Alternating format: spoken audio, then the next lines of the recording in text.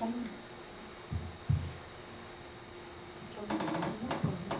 morning, friends. Today is December 4, 2011, and we are on the first day of the retreat in Medicine Center, Oklahoma. And this morning I want to explain for you to understand the mechanism, how the liver and gallbladder blood work. Actually, it has many different techniques to flush the stone or any particle get stuck in the gallbladder and the liver.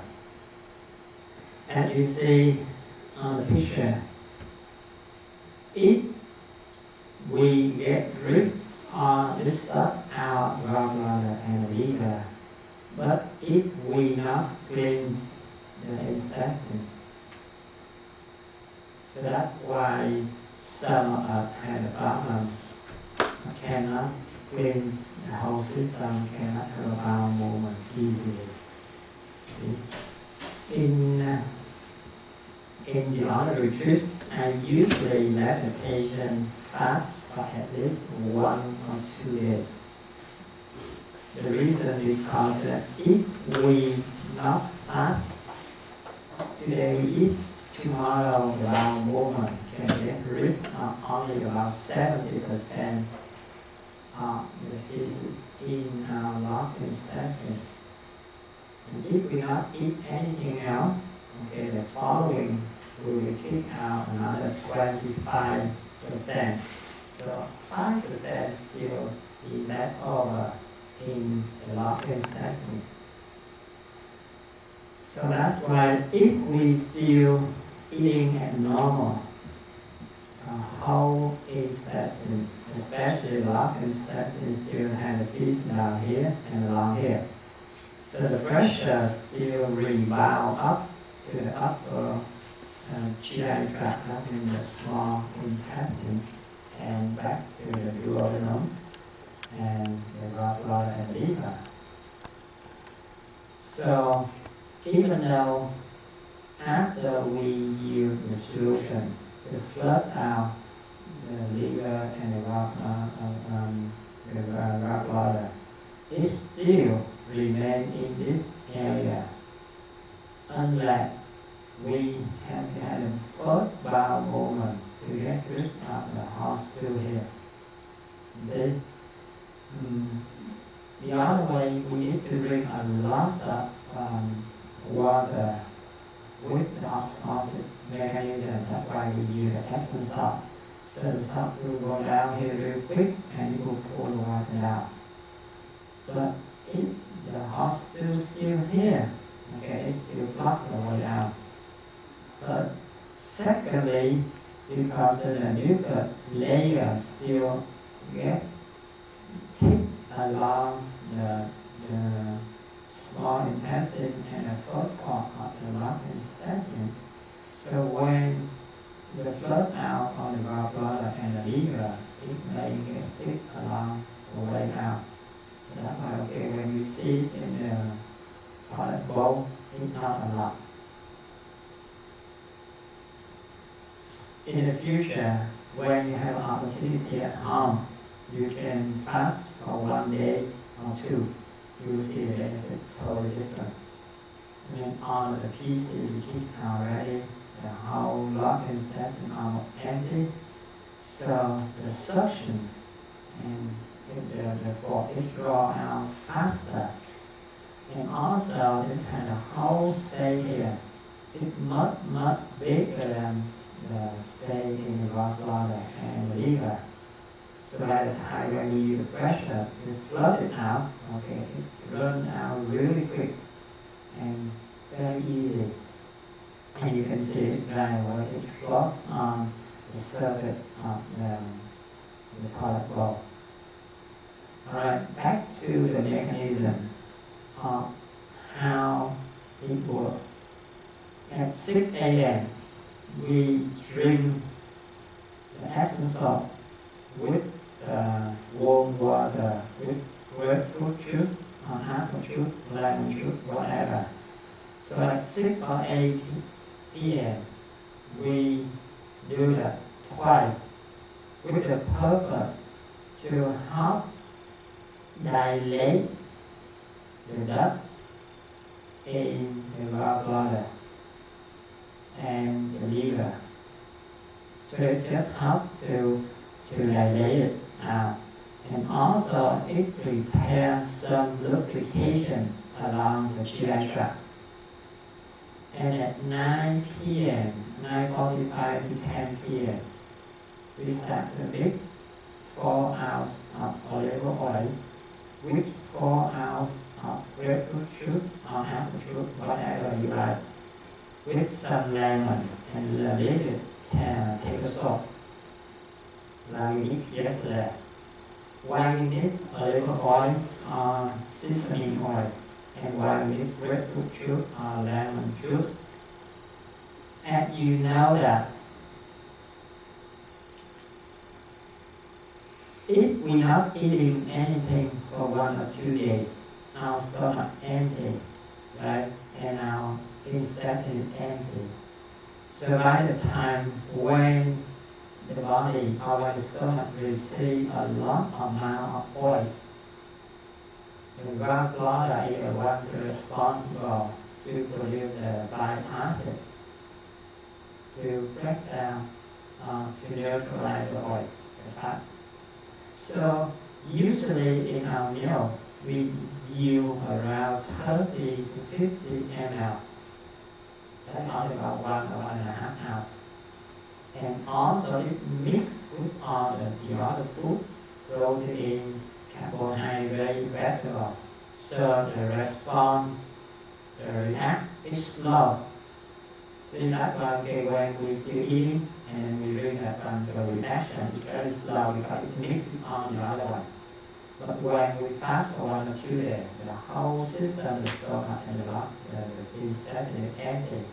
So by the time it receives that solution with high amount of oil, the gallbladder will respond right away.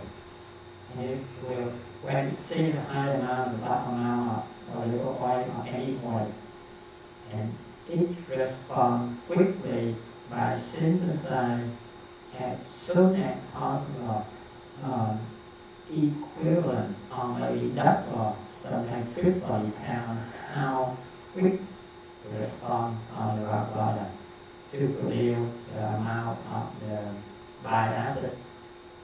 So with that response, the gallbladder and the liver will synthesize the bile acid and the body fluid or the enzyme fluid to pump or to push out, right? That is one thing.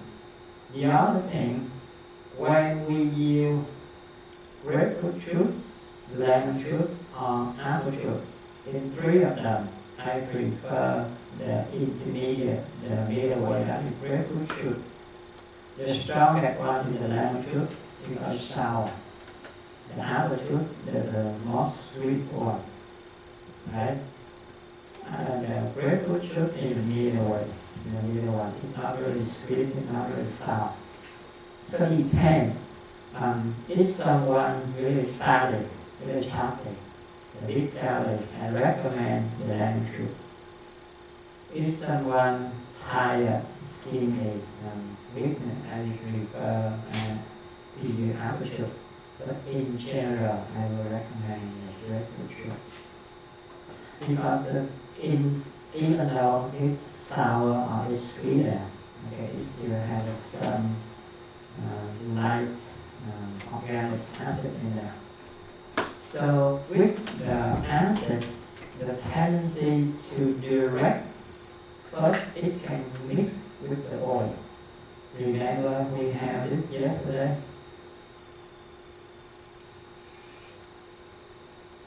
The closer the better for combination. So the acid will help to break down, or you can combine with the fatty food, fatty acid easier. And also, this one, it has a capacity to tap directly to the liver and gallbladder, because in the five element relationship, the liver is symbolized by the green and the flavor is sour. The kidney by the black color and the flavor is salted. So that's why we use the sour flavor to be the director to lift the mixture of oil into the liver and gallbladder. So it directly goes in that direction. And when you see a large amount of oil like that, it has to respond and react by synthesizing the large amount to break down that oil. So when it produces quick and with large amount of bile acid and the enzyme fluid in the gallbladder and the liver, and the fork, it put out too strong, so it can grab on the stone in there and put out.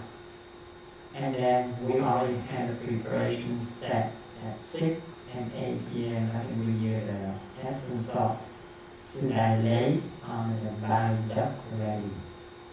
Yeah. So when you see, because of the bile acid, it usually had a green color on purple green or dark green color.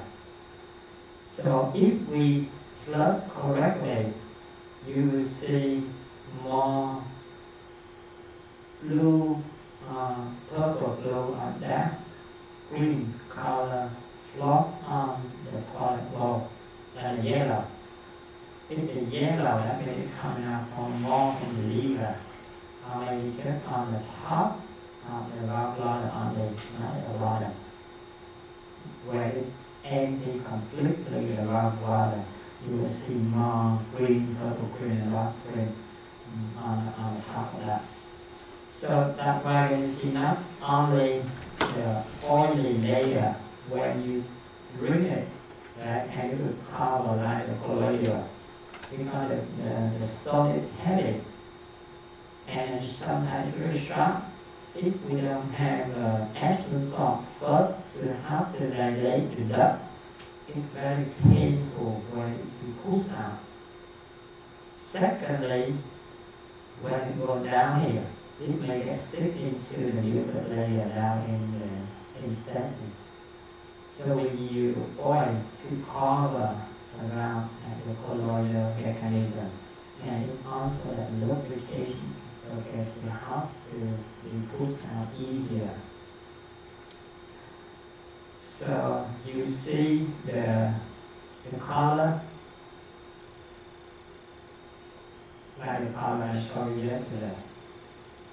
It looks very dark green and very solid, very hard.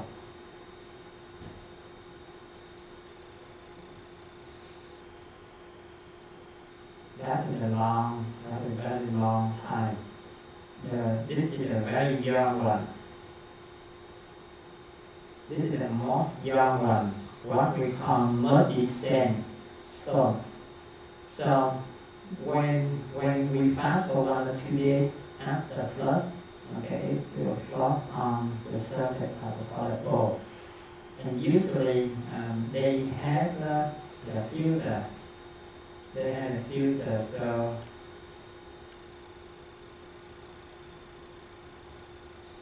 you see, they have a filter on the toilet.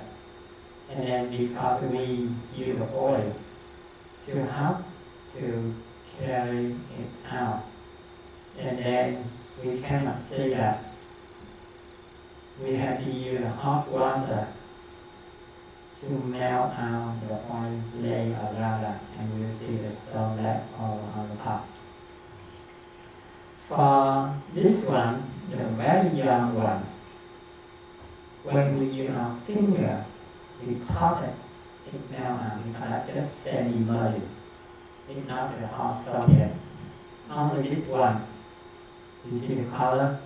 It's dark green. This is a really hot one. And then this one, a little bit older. This is the oldest one. The longest one stay in our body. And this is the oldest one. You see the texture, the color totally different. Right? The longest stay in our body, the harder it will be and the darker the color. So next time, if you have opportunity, you should fast at least one the Friday afternoon, don't eat anything. Whole Saturday, don't eat anything, you should drink. And then at night time of Saturday, you have 1.5 days. Right? So you can drink at 6 a.m., 8 a.m., and at 10 p.m. you start to drink the milkshake. And you had a whole day on Sunday to close it out. So Monday you back to work, not a problem. And the benefit coming out is not bad. It will help to clean the liver, the gallbladder, and also the pot of the intestine. So if we not use enough amount of oil, it doesn't work well. If you drink and you divide out portionally, it not work correctly. If you drink at the wrong time, that means you take it in the daytime. The result is totally different too. Why is that? We already learned the body rhythm.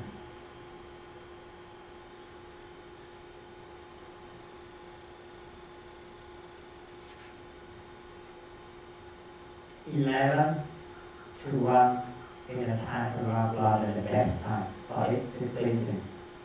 From 1 a.m., 3 p.m., 3 a.m., that is time for liver. Okay? So that's why if we take that solution at 10 p.m., it has an hour to bring all that amount of oil from the stomach to the gallbladder and the liver. If you take it during the daytime, it will go down and the response from the gallbladder and the liver will be totally different, and the benefit is totally different. Secondly, this one is have another benefit, but not many people understand the mechanism. And we know nighttime is a time for synthesis cholesterol, right? And then if we use the high amount of oil, that will have an affinity to draw out our bad cholesterol too. Like the chemical extracted for, as explained yesterday, like extracted alive. So this is another benefit, but not many people understand the mechanism and they don't pay attention to that. But it's really hard. When you have a high cholesterol, you can use trick, but it's a little bit hard to ring the oil, the olive oil or sesame oil. This test in London for almost 100 monastics. Usually we worry about high cholesterol, but in that population, low cholesterol, because you use olive oil with a high amount like that. So then they draw out on the bad cholesterol, they clean up the whole system. Yeah. Before, they have another way to help the same mechanism. That means we use peanut butter, we use sesame oil, we use fish oil. Yeah, so when we take on that one, but unfortunately we cannot take on that at a high amount like sesame oil or olive oil. Yeah. But the mechanism is still the same. The chemical extracted, and with a large amount like that, the force is very strong and it will draw on the cholesterol just to synthesize or wherever it's stored in the body, because that is the time for synthesizing cholesterol cholesterol is synthesized and then also is stored in the wrong place. So now the blood comes in to call and collect all that one, kick it out of the body. So that's why the time is important, the solution, the technique is important. If we drink separately, the reaction from the raw bladder will slow down, it's not strong. So we have to drink at one time. So all that get into the stomach at one time and the raw bladder will receive a high amount if you react right away. If you drink sip by sip by sip, slowly, and the reaction is slow, the synthesis of the bile acid of all the enzyme fluid is slow, and the force to put it out very small. It's not strong enough to put out the big stone.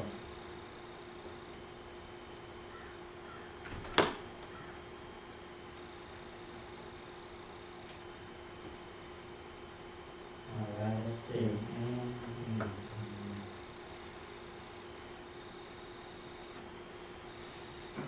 Alright, it have another way.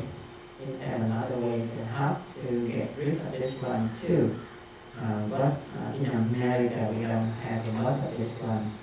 You know the feet, right? The feet. Yeah, the feet. That one in America is a little sweet, but in Asia it's more tannin substance in there. Is it tissue? Yeah, yeah. But in America it's sweeter. So it's less affected. But in Asia, okay, it's not taste that. So we use that one, we dry it, and we take about 2 cups, we put in the pan, we cook it around a gallon of water, or half gallon, and then after we boil about 10-15 minutes, we take that water out like tea during the whole day. And how to dissolve the big raw blood stone very easy. So we don't have to do the surgery. We don't have to remove the raw blood.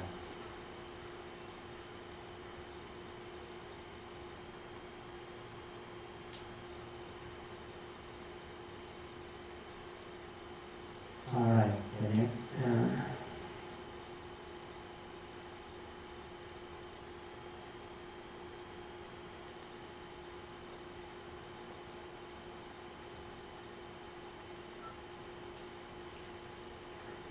So next thing we talk about the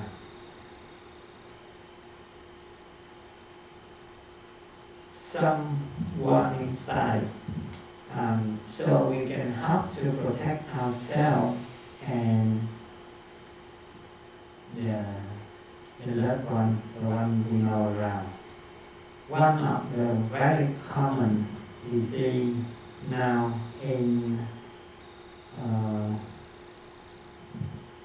middle age and the elderly people, that is stroke. And now today, the stroke, it has many cases, it's not very clear identified. But if we don't know how to recognize that in the early sign symptoms, it may have a very severe consequence. So the reason, because now in our diet, it has too many chemicals, too many substances called the blood clot, cholesterol, cholesterol, free radical, especially the stress built up by the electromagnetic field around us. So whenever we are stressed or any stimulation, the blood pressure is triggered and the blood cannot flow through and we get stuck. For people with history of high blood pressure, cardiovascular disease, angina, etc., it's easy. Because first, the patient are aware they have a history of some cardiovascular disease. Secondly, their body kind of gets used to or adapt to that in some way. Because the blood pressure the teeth narrow down slowly, so their body adapt to that. So when they got the problem, it's not really severe, so it can be recovered. But most of the young or the new patients, usually around 30, either 30 to 40, because they don't have a history of the cardiovascular disease yet, so they're not really aware. And secondly, the stress level for that range of age sometimes higher than the elderly people. And they, because they don't have history, they don't have any aware about it. So when they get hit, they don't know. The sign symptom, usually the patient just feel dizzy or just unconscious in a second or in a minute. Sometimes they fell down, but most of the time not. And it's not that, it's just normal. Look by the blood not flow already, they get fainting or something. But actually, that is the first sign symptom for stroke. To be sure, you can, whenever you see a person fainting, dizzy, or fell down, even though after that they stand up normally, they act look normally. But if we look carefully and we use bring up this side to draw out, the first one, you ask the patient smile, ask that person smile. If they can smile normally, why? That's good. If that person smile not completely, or it just go on one side, that is first sign symptom. The second one, you tell the person to say something or talk. If they cannot open their mouth at normal, right? So that is the second sign to indicate that the patient has a pre-stroke. And next one, ask the patient to rise his or her arm up, especially the left side. If they cannot rise up that, if they have a 1 of 3 positive, so the patient indicates a pre-stroke. It's easy, right? The stroke is done for S-T-R-O-K-E. So S stands for smile. T stands for talk or say something. R stands for rise. Just after patient rise his or her left hand up. So sometimes the sign symptom is very minor. So if that is the friend, we know his or her behavior before, okay, or we know the face, the character, so it's easier to identify the differences. When they smile, okay, the smile is not complete. When they talk, okay, the voice coming out is not normal. When they rise, the arm is not straight, it cannot eat, okay, it gets stuck somewhere, or it feels numb, it feels tired. So that is the sign symptom. Especially if a little bit more, it's clear, it's easier, it's a little bit more severe. And then the other patient open their mouth. When he open his mouth and you look at the tongue, usually our tongue is flat and straight in the middle, right? So when the patient open his mouth and we see the tongue, okay, it's curved. It's not flat, but a little bit curved. And when we go to one side, so that is another indication, very clear. You know, I got some of my friends only overnight, gone. Usually around age 35, 32 to 40, that is the age very difficult to diagnose because they never aware about that. They have the too happy, too excited, faint, get up, okay, and because normally someone, okay, they get faint for 5-10 minutes, so it is more serious. We bring to the ER, okay, overnight as well. But most of the time, they're not aware about that, and they can get up back after a few minutes. They act like normal. But then slowly in the evening, when they went home, they start to feel dizzy, numbness. And when bring to the hospital, only 48 hours maximum they got. It's very difficult to recover for that body because the stress it hit too hard, and the body not get used to that, cannot adapt in a very short period of time. So for the young, for the older age, the one with pre-history of cardiovascular disease or high blood pressure, something like that, it's less dangerous on that population. Hey, can I ask a question? Early this year, like in February, I push up every morning, practicing exercise. And then one day I push up and I feel pain in the left shoulder. And it stayed in pain for like weeks, 2 or 3 weeks before I asked anh rể của con đó thầy, cạo gió. Cạo gió thì nó bầm đen lên hết ở phía sau lưng, tại con exercise nóng. I push up so hard and I pull my shirt out and everything, so I feel cold and sore for like 3 weeks before I asked ông anh rể cạo gió thì nó bầm đen hết trơn. And it feel better after he did that. And then I still cannot get back to push up for like another 4 weeks, which is almost 2 months. My arm can hardly push up there. And then I asked him to do one more time. Thì kỳ này thì it's not so black and red, but it's kind of red. And after that I feel better, but I still can't push my arm up for like almost 7 or 8 months. Now, this month recently, I started push up again, and now it feels better now. And I don't know what's the problem. Trúng gió thôi. Yeah, because when we have the negative energy, cold air, right?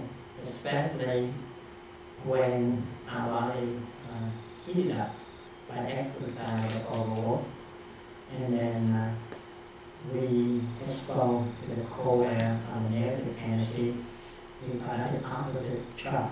So it draws real quick in to neutralize, right? And when we're young, when we're healthy, we have the insulate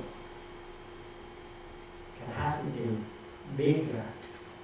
But when we get old or when our body is not very strong, the insulated period, okay, very thin, very short. So that's why when it hit and the tendon shrink. Remember, I explained first this, our tendon is like a rubber band. When you keep it in a cold temperature, it shrinks and it sticks.